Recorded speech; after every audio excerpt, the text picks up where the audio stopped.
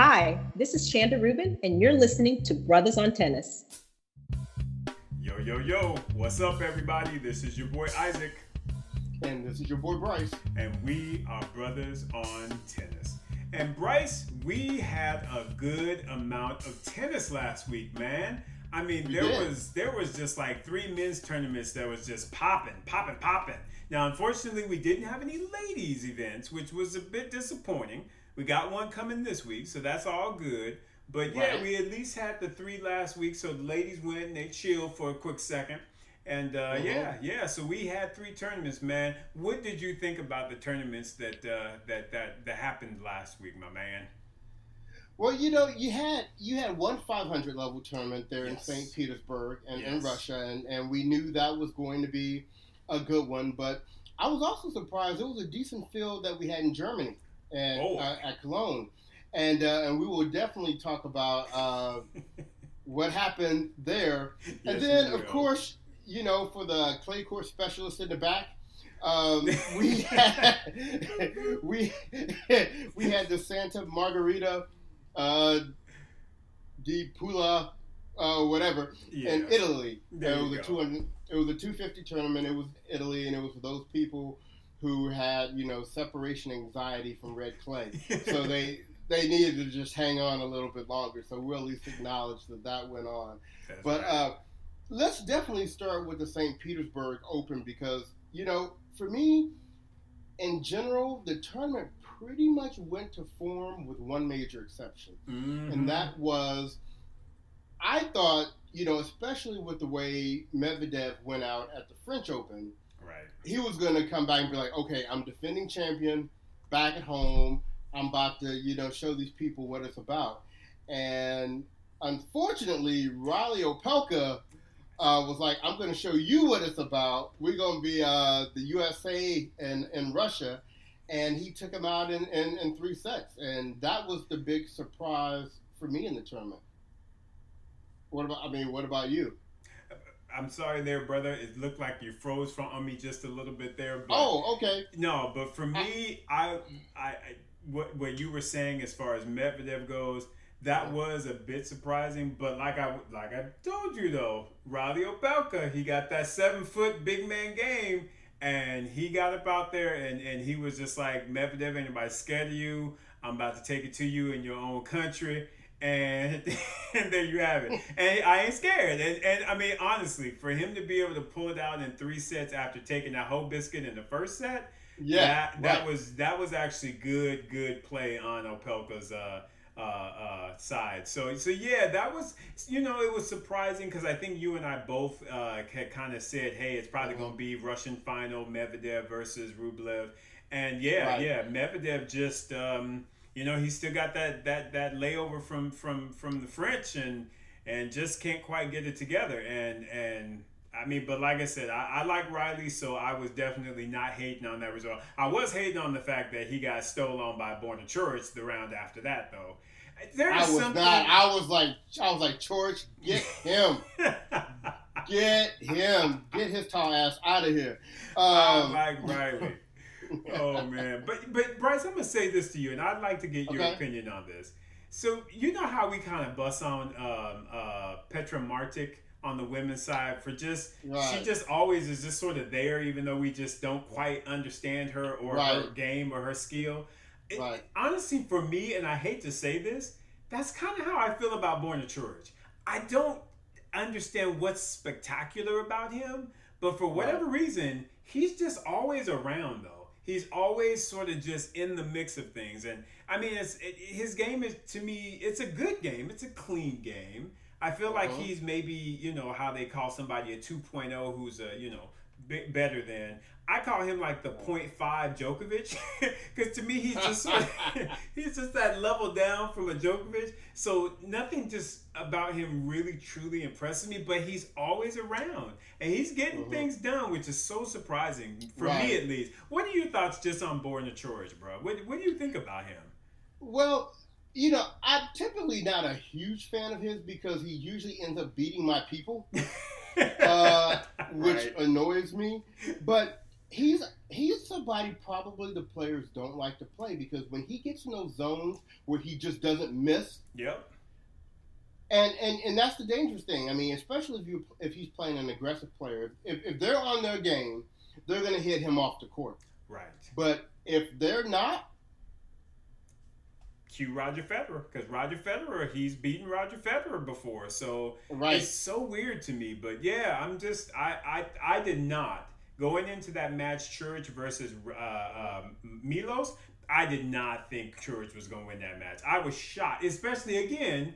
Considering he took that bread in the first set, he was like, "No, Milos, you look hungry, son," and gave him that bread right back. And was like, "I'm not scared of you, dude." Right. So Borna Church confuses me, man. He really does. But kudos to him for a nice weekend and just for a nice season because he did well at the U.S. Open. He's done pretty well for himself. So I guess I need to start giving him a little bit more credit than I guess I have been. And you know, I'm going to call Raonic, I'm going to give him a little bit of an imposter status because he shows up when you don't expect for him to, and then when you're like, oh, okay, Milos is kind of doing his thing, then he doesn't do it. That was a good win against Khachanov, but like we were talking about Khachanov, he's not really pulling out the big wins like we thought he was going to be doing anyway. No. So he makes it through, and you know what? And Coric is probably that type of player that, once again, if Raonic is on and he's booming that serve and those ground strokes are on, you know, he's going to win that matchup. But if he's not, I mean, he shot his best shot in the first set, and then he did, and he was just like, oh well, exactly, man. And then at the bottom, like you called it, I mean, Rublev, he did his thing. He made it to the finals. But I want to call out in that bottom quarter, that quarterfinal match between Varenka and Shapovalov. I mean, I was really looking forward to that. I really didn't know who was going to win that. Shapovalov was like, silly, of course it's going to be me. And so, you know, he took out Varenka. And that match against Rublev was a nice 3-setter. Honestly, for me, that was probably the best match of that tournament. That was a really, really good match because you could tell both of them are young guns. Now, both of them, I think Shapovalov is maybe 22, and I think Rublev might be 23. So they right next to one another, and so they trying to set that foundation of, all right, we're gonna meet up again in the future. Let's see what's up. And man, I enjoyed that matchup. And you talk about the two hot players, Bryce. Those are the two hot players in my opinion right now. I just feel like Shapovalov has found a little bit of a something. You know, him and was it Mikhail Yuzny that he's got on his team? So he's got Yuzny and he's doing some things. And like I told you, Rublev, in my opinion, again, he to me is the one. He's trying to get back to being the number one Russian. Because I'm telling you, when the three of them came out, Medvedev, Rublev, and Khachanov, Rublev was leading the pack. He was the one that was leading, and he ended up getting injured. And then Daniil had that ridiculous summer, and it was just like, Rublev, who? It's all about Daniil. And Rublev like, nah, bitch, y'all better respect my gangster. Shoot, I'm here. And he is showing it, bro. And for him to run through that and take that title in his home country, like I said, that dude impresses me. I really, really like Andrei Rublev. I really do. And did I hear the stat correctly that he has the most wins in that tournament? I believe so. Yeah. I believe in the tournament. Yeah. And he's tied for, isn't it the most titles on the year? I think it's him and Djokovic. Yeah. Yeah. So, I mean, the dude is having an outstanding pandemic-ridden 2020. He about one of the only folks that was like, hey, 2020 is just the bomb. Shoot, I'm enjoying this thing. Yeah, he's been playing outstanding, man. Right. So, congratulations to Rublev for picking up, a nice 500 level, title. Yeah. Let's move over to Germany over in Cologne where you had Zverev. Really, it was about Zverev versus whether he was going to meet FAA or RBA. The battle of the acronym of the initials, right? Exactly. And I, let's just jump to the finals, I think. Yeah, let's just jump into it. Do we have an issue? Do we have an issue with FAA? Is the whole finals thing a mental thing for him now? Because this now makes 6 finals that he's made, and I'm not saying that there was like going to be a cakewalk for him, but each final that comes along that he doesn't win, it just makes it that much tougher the next time around. And hell, I think he might end up in double digits. That's going 0 for in the finals. He might go 0 for 10 the way things are looking.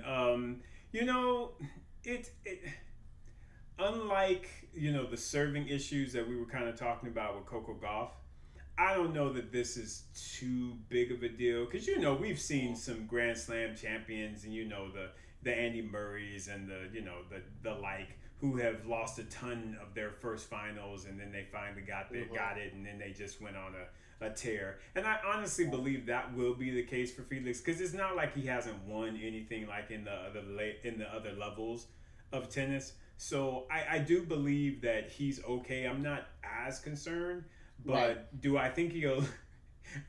It's definitely a weight that's beginning to be more heavy on his shoulders. So he's too good not to win a title, so it definitely will happen. It's just a matter of will it be in the short term versus the long term. I mean, what do you think, bro?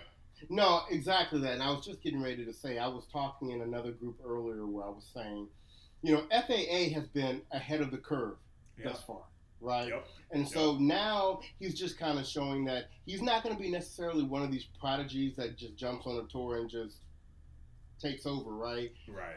I really think, if you look at FAA maybe 2 years from now, I think he's going to be one of these people that really needs the season. But there's also something else I think that needs to probably be addressed. And I think FAA is one of these candidates for getting his whole coaching camp turned around. I think he is at a level now that he could probably benefit from like a big name coach coming in. Right. I think he needs to have somebody to come in, lay down the hammer, break his spirit a little bit, and no, seriously, kind of like how, the military does, in boot camp, I think they need to come in and really work on that mental side of the game. Because when you watch him play, he looks like he's mentally into it, but something is not translating into the execution of, Well, but I think it goes back to what you and I have said about him, though, which is his game is a little too one-dimensional right now.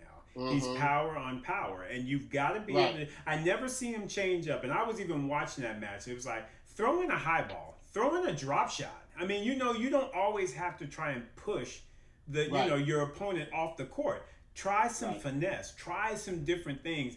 I just see him being very much of the model of James Blake. And I love James Blake, but James Blake was, again, power all the time. Heavy backhand, heavy forehand. You got to be able to have some variety and be able to hit some chip shots and approach the net, work on your net game. There's just, to me, a lot of things that he can improve upon and grow in. That, like you're saying, coach wise, I don't know if they're challenging him in that way, but they need to, because he's not going to be able to be at the top of the game playing one dimensional. At least he's not going to be able to win consistently doing that, in my opinion. So he's got to be able to change that up, bro. Got to be able to change it up. And we have Dirk McGurk saying right here, someone needs to get Larry Stefanski out of retirement. There you go. I like Larry Stefanski. He was a great coach. Absolutely. Yeah, of course I like. Of course I like to see Yvonne Lindell get a hold of him. Lindell good at breaking the spirit, after Zverev. So the third tournament that we had last week was the one in Italy. So to the clay quarters in the back, shout out to the jury, for picking up a title. That's your boy's countryman. My boy's countryman. Lajovic. We gonna talk about him in a minute. But I was, he took out Cecchinato. Yeah. And who's having a resurgence? He is. So, so like I said, for those still trying to hold on to that red clay glory, There you go. There So you have let's let's take a break from the men before we talk about the men this week, and let's talk about the women, ladies, this week. Ladies. Right, and here's the funny thing. I keep forgetting because we talk about, Coco Gauff. I mean, she's one of the biggest names in the game right now on the women's side. Right. I completely forgot she had to qualify to get into the tournament. Did she really? Yeah, she made it through qualies. I did not know that. Wow. She good made for it her. through qualies. Yeah, that exactly. actually might be a good thing for her, to be honest with you, because she's been taking a lot of L's lately. She has, and in her first round coming up, she has Siniakova. Yeah. And that should be one she should be able to win. But if she wins that, I know somebody that's going to be looking for a little bit of revenge. They're going to be licking their chops. And that's going to be Sabalenka. So, I don't know. But anyway, let's talk about the tournament from a whole. So, the top eight seeds that we have were Svitolina's the top seed. And then we have Pliskova, Sabalenka, Azarenka. Here's your girl Martic. My girl Martic. She in there. Right. Rybakina, Mertens, and Kontaveit. And so, that's a decent... That's a good field, actually. Field, nice yeah. Field. Yeah. Plus, you got other folks in there like your Brady's, your Strimskas, like we said, we talked about Coco being in there. They actually have some good names. Sakari is in there. Yeah. Dude, this is actually a really, really good tournament. This got some good names in it. Yeah. And I'll tell you what, the fact that Sakari won today and in the next round plays Svitolina, I'm sure Svitolina isn't too excited about having to play Sakari. Listen, I'm picking the upset on that one quietly. Right. I really am. I think Sakari gonna get up in and be like, ain't nobody scared of you. You ain't impressing me. Get out the way. Because she got that Greek fire, y'all. She got that Greek fire. Sakari ain't nobody to play with, I'm telling you. Right. She taught Serena that. Serena taught her back, though. But let's be clear. Serena taught her back. Serena ain't no joke on those revenge matches. Ooh, no. You do not want to get on Sister Bad side because she going to get you. She going to get you the next time. Yes, sir. But so how do you see this draw coming out? So let's call out, let's go to the semis. Yeah. Who do you see making it to the semifinals? And I'll give you mine. Yeah. So I'm seeing on the top half, I believe it's going to be Sakari versus Azarenka, because I still feel like Azarenka got that fire and she wants to end that. She wants to have a good finish to the year. So I feel like that's going to be that semi. And on the other side, as much as I love Coco, I feel like Sabalenka gonna smack her up just because she took her out that last time. Right. So I'm picking Sabalenka to make it to the semis, and I think she, I won't go against my girl. I'm picking Rybakina. I feel like Rybakina. And that's a tough side of the draw because she got Kazatkina in the first round. Yep. She might end up playing either Yastrzemska or Brady after that, and then potentially a Pliskova. I mean, that's not an easy draw, but I feel like she can make it through there. So I'm predicting Sabalenka and Rybakina. How about you, bro? What's your picks? Okay, so I'm gonna first of all say I'm gonna match you. I agree with you on that, but. Yeah. But I'm going to add there are some matchups that I want to keep my eye on. All right. Okay. Yep. I obviously, this whole Sakari-Svitolina thing could go either way, right? Yep. Very true. It'll be interesting to see this Anisimova-Mertens first round match. Yeah. I want to see who wins, that match. Yes. I never count Gauff out. So we'll be very interested to see if she's able to, kind of, build on that. But like you said, that Rybakina, Kasatkina, Yastrzemska, Jen Brady, and I want to see Jen Brady how she's going to do because her pattern is she loses in the first round every other tournament. So, so she lost in the first round of the French. So this is now the next tournament. So it'll be interesting to see if she goes, deep here. And believe it or not, Pliskova is the seed in this section, but she hasn't been playing, great lately. And No.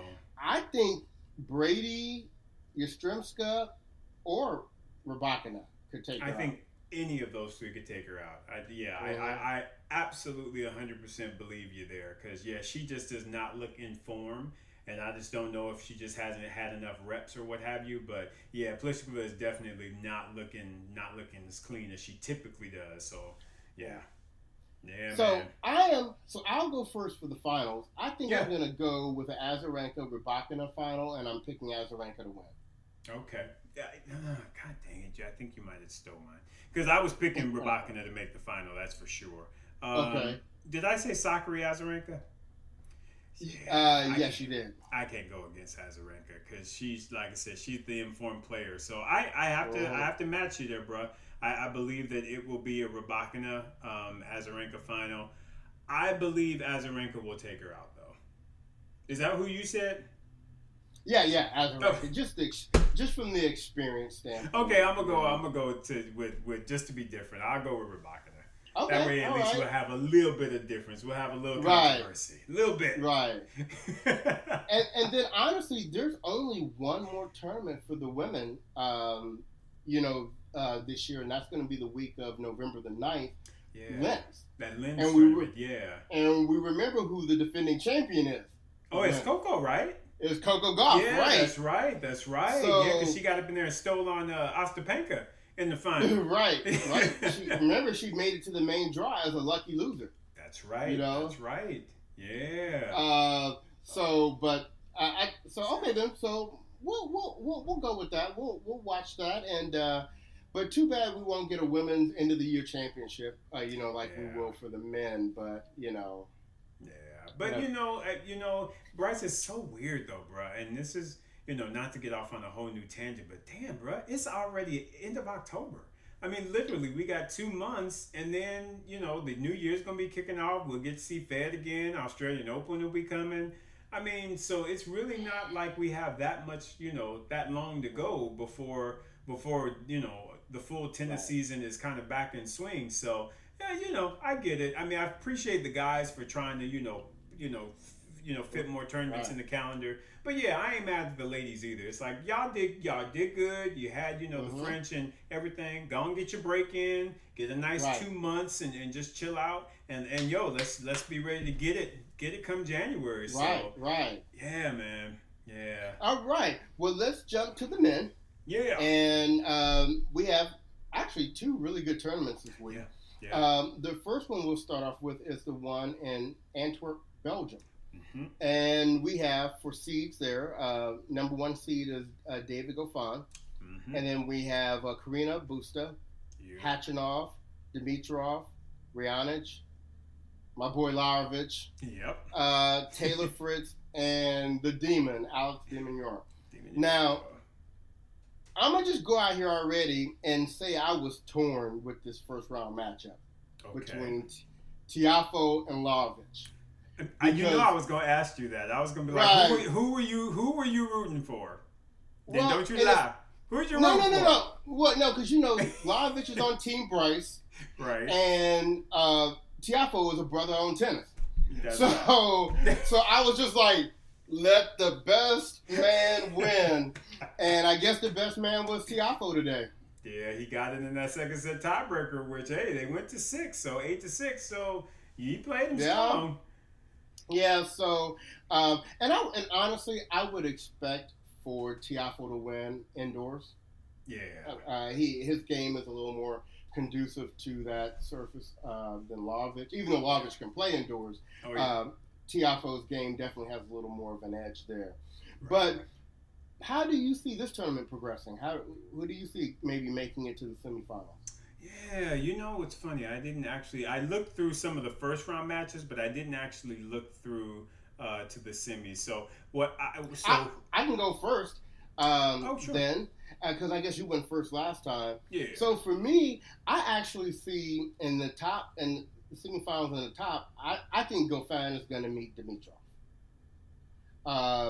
Because I don't think Demignon right now is on the top of his game. And so I don't see him pulling the upset there. Now he just won that the what's it called, US 3 or what's Patrick's tournament? Oh, the UTF. Yeah. Oh, I've already learned my lesson about people that did well there. So yeah, I'm standing by that. I don't see him making it to the semifinals. All right. And then I think Dimitrov he'll handle the people in his section. I mean, Raonic could be tricky, but like we said, we don't know how he shows up. Honestly, I'm taking Tiafoe to make it to the semifinals. If you'd asked me yesterday before he won, I wasn't gonna say that. But I'm actually going with Tiafoe, and I'm going with Carina Busta. Interesting. Okay. Yeah. Because the Americans down there, I will be interested to see who wins between Taylor and Opelka, but I just think Carina Busta is playing really well right now. Yeah. And he has one of those kind of games that you have to beat him. Mm-hmm. So I'm giving the edge to him. What do you think? Right. Well, I think all of ours are different. Because I think up top, I am actually going to go with Alex de Minaur. I'm going to go with the Demon. And I have a feeling he's going to play Milos Raonic. I just feel like Milos is he's getting his stride. He's done well at the U.S. Open. He did relatively well last week, making it to the semis. So I feel like he's finding his little rhythm. So I'm going to go ahead and call that out as my top semifinal. There is Alex versus Milos. And I think on the bottom, I'm actually going to pick Khachanov to play Opelka in the other semi. Why don't you like Riley? Only because I feel like Riley's going to be bringing that game. He should be pretty excited about the fact that he took out Daniil Medvedev last week, even though he got stolen by Churich. I think he knows Taylor Fritz well enough that he should be able to bring his big game to him. I don't see him having an issue with a Motet or Harris winner on that round. And I honestly feel like that 7-foot game might overwhelm Carina Busta, since he was supposed to be the second best player on clay and everything. So come on, Pablo, make him bend low. Make him bend low. So yeah, that's who I'm going with, brother. I'm going with Khachanov versus Opelka. Okay. Well, then for my picks, I actually was looking at having Dimitrov and Busta meet in the finals. Okay. With, believe it or not, Dimitrov winning. Oh wow. Okay. I ain't mad at that. Okay. My pick is probably going to end up being Milos. I think I'm gonna have a big man's final. I think I'm gonna have Milos versus Opelka. Okay. And who's gonna win that? I'm picking Milos. I think he's gonna win a title. Yeah. Okay. Cause I didn't mean that. I didn't want to have to go put a root on him or something, Shame on you. Shame. Yeah, we'll go that direction. I'm picking Wild these days. Wow. But that's interesting because we're normally so on the same page with the picks. That'll be very interesting to follow. I think for you and I, when you get outside of kind of like that top 15, I think you and I, our players are a little bit more mixed. Once you get 15 and above, I think you and I stay pretty much locked. But yeah, outside of maybe the top 20, I still feel like there's just a lot of room. And of course, there's just, some people are informed, some not, some are not, some have consistency, some don't. So it makes it fun. Okay, all right. So that is a great tournament. And then in a very interesting coronavirus type of year way, we have a Cologne, Germany 2 tournament. Right. So they played tournament 1 last week, and we are playing tournament 2 this week with a lot of the same players, but with some different players in here. Right. And Alexander Zverev decided he was going to stick around because he said he got the good stuff last week. Why not? He's going to try to go. He's going to try to go for a second helping this time. Now with this tournament, we've had some pullouts, right? Yeah. So we have Zverev as the top seed, and then we have Schwartzman. We have Shapovalov third, but RBA pulled out. Yep. FAA pulled out. Hurkacz pulled out. And so we still have Struff and Marinino. Manarino. Make sure I say his name right. Put some respect on his name. So, once again, a pretty decent tournament. I just need to make sure A. Bear takes out Tennis Sanguine in the first round. Oh, yeah. And then, was very surprised to see not really, that Stevie Johnson took out Cilic, because I don't know what's going on with Cilic's game right now. His head ain't in it, What did Atlantic Star say? If your heart isn't in it, why won't you tell me so? Why won't you tell me so? He need to tell something. So, who do you think is going to make it to the semis of this tournament? Oh, man. So, I'm trying to, because I did not pull up the latest and greatest, because I still have Felix in the draw that I pulled up. But I would say, I think Schwartzman will make it to the semis down there. Mm-hmm. Is Struff the one right above? Struff is in the section above, right? Yeah, I'm going to pick a Diego Struff semi on the bottom. Okay. And then on the top, I'm going to pick Zverev versus Shapovalov. Okay. We're much closer on this tournament because I'm going with Zverev, Shapovalov on the top. I mean, how could you not, really? Right. But on the bottom, I'm going Schwartzman against the very informed Cecchinato. Oh, okay. You think Cecchinato can get him on hard, though? I think he's feeling good about life right now. Well, that's true. He's playing very well, and Struff, and let's keep it real with Struff. We like him and everything, but he's very by the day.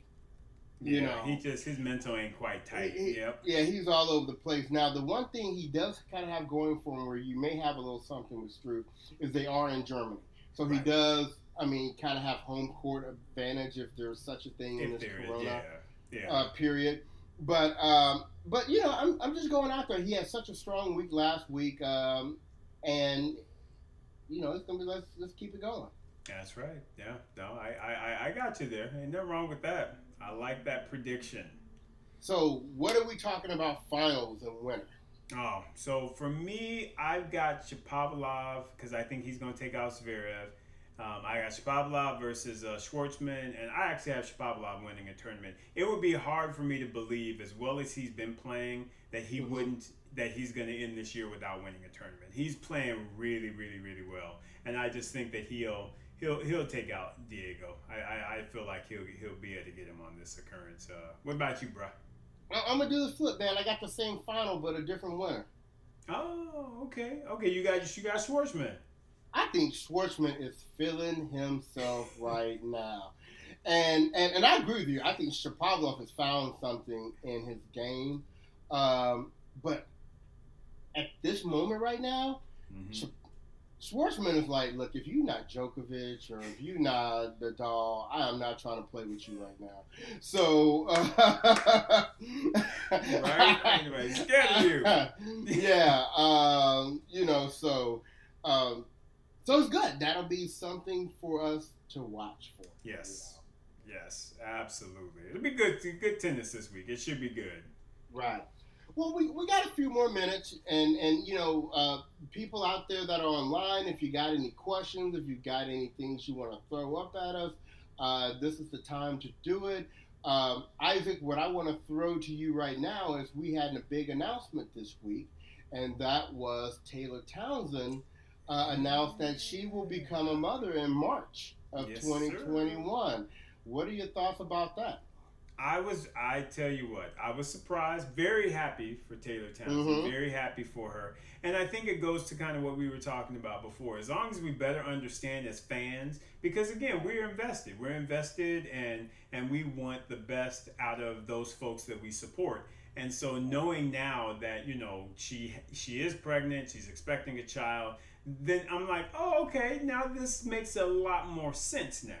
and you know, and the only thing that you want is for them to be healthy and happy.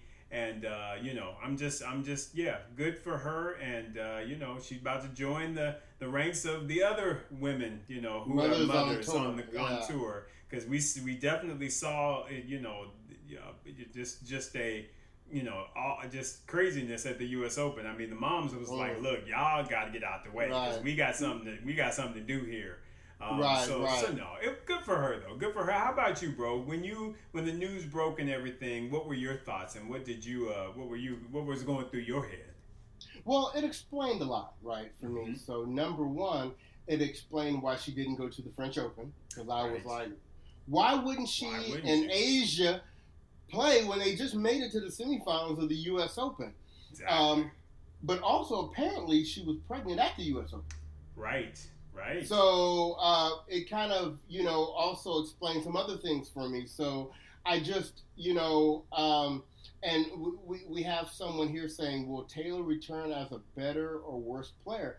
And, gosh, how do you be honest about something like this? But, it's one of those types of things where we know that when you come back from having a child, I mean, we don't know from experience, but from what we've seen, it takes a lot of dedication to really get yourself physically back in shape to play at the highest level of the game, right? And as much as we love Taylor, we don't always know that was her strong point in her overall game. And so it makes me a little concerned. But I also have, it's something that you brought up, Isaac, I don't know, maybe a month ago. And this was before we knew about the pregnancy, right? And when you were talking about, is Taylor one of these people that might end up becoming more of a doubles specialist? Yep. Right. And I think depending upon how she comes back, I could see her coming back one way where it's more of a double specialist, or if she's really going to try to make the push to come back in and be a factor on the singles side as well. So, but either way, I'm happy for her. Motherhood is good. She has a lot of really good examples to pull from on the tour, and I just wish her the absolute best. Absolutely. So good on you, Taylor. You be safe and be well. So something else I want to run by you, no pun intended, is Sam Querrey. He and his family tested positive in Russia last week, and they broke protocol and caught a private jet out of Russia and came on back home. So, you got people in two camps on this, right? You have some people that say, I would have done the same thing. I'm not going to be quarantined in Russia. And then you have other people that were like, well, you broke from the ATP. I mean, it was part of their protocol that he should have been quarantined there. Russia was like, we had him in a 5-star hotel. It should have been good. He may face some penalties, some sanctions from breaking protocol. So what are your thoughts on that? Yeah, I mean, that's tough. I know for myself, I probably, because you just, if you're in a nice setup and everything, you have to think that, you're safe and you're protecting not only yourself, but you're protecting others. So I probably would have, stayed put and tried to abide by the rules. But, we as Americans, we I'm sorry. There's such entitlement, man. I'm sorry. There really is. So, should he have stayed? In my opinion, yes. Would I have stayed? Yes. But did he stay? No. I'm not gonna, I'm not gonna harp because that's just, it's not surprising to me. Put it that way. So, with that being said, what are your thoughts, Bryce? Before I get myself in trouble. No. I mean, I agree. I mean, I probably, if I'm in a 5-star hotel, in Russia, and, by being a professional tennis player, I mean, you're not, like, on the streets not like of you Russia. Exactly. Right, like you in the hood. Come on now. I probably would have, but he could have panicked, and we love Sam, but we know he's a little stranger. So I mean, This is true. yeah, people do very interesting things at a moment of crisis, Right. and Very true. at that point, maybe all he wanted to do was get him and his family home. They weren't going to be playing in the tournament at that point. He probably thought, we're going to get on a private jet. It'll just be, us on a private jet, whatever. So, I mean, these are real live headlines that we have in 2020. Yes, sir. You know? It speaks to the craziness that is this year, man. It's Right. so out of control, so insane. 2020, Right. man. So, But so like I said, I'm not hating on him because I get it. You want to be in your country, you want to be, Right. feeling like you safe in that sense. But I don't know. I'm like you though. I just think that with tennis, it's such a global sport that I don't think that he or his family would have been in any danger or anything like that. So to Right. me, just abide by the protocols and stay your 14 days and then fly home. I mean, it's just right. so anyway, that's just me. That's just me.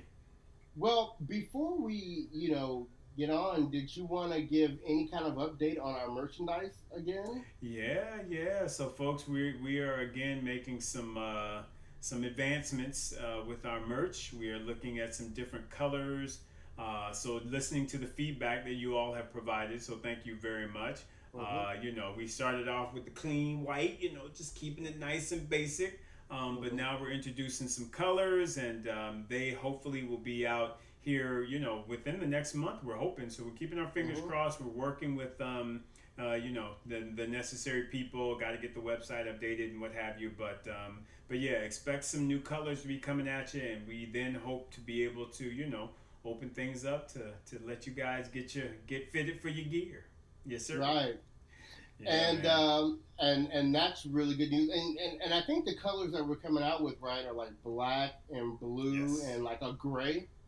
correct. So so that'll be really nice. And what I want to remind everyone of is definitely go back and listen to our previous episodes, specifically the last two episodes that we've released. So I think episode 76 was the interview with Wandel Bruner. And if you have not listened to episode 76, do yourself a favor and listen to it. It is one of the more inspirational stories you will hear in the game of tennis. It is definitely one of our favorite episodes that we've done thus far. Please go listen to that episode, Mr. Wandel Bruner. Just a wonderful, wonderful story. And then the episode after that, we actually posted when we shut off the lights here on Instagram, we go over to an app called Locker Room, which will be available to the public, I think, within the next month. Yes. And we have kind of an after show. And because last time we were doing a review on the French Open, the after show was us talking about the French Open. We brought a couple people up to talk with us, and it got lively, and we really went at it for about an hour and 15 minutes. And so we thought it was so interesting that we wanted to share it with everybody. So I think that's episode 77. That's up right now. So just wanted to encourage you to go and to listen to those episodes because they're real. At least I think they're really entertaining. No. You may say they're garbage, but I think they're really entertaining. So, and then the other thing is we had a meeting with our producer right before this show, and so we're getting ready to go through a series of, we're getting ready to record a series of interviews for the rest of the calendar year, because as you know, we only have a few more weeks of tennis. So there's some interviews we've been trying to do, and we've kept putting them off. But we're going to go ahead and get those done so that we can share those with you for the rest of the year. So definitely really excited about that. Isaac, anything else you have before we sign off today? No, man, nothing much. Just hope you all are enjoying the tennis that we've been seeing. And yeah, and thank you for hanging with us. Absolutely. So with that, this has been your boy Bryce. And this is your boy Isaac. And we're Brothers on Tennis. Take care, and we'll see you next week.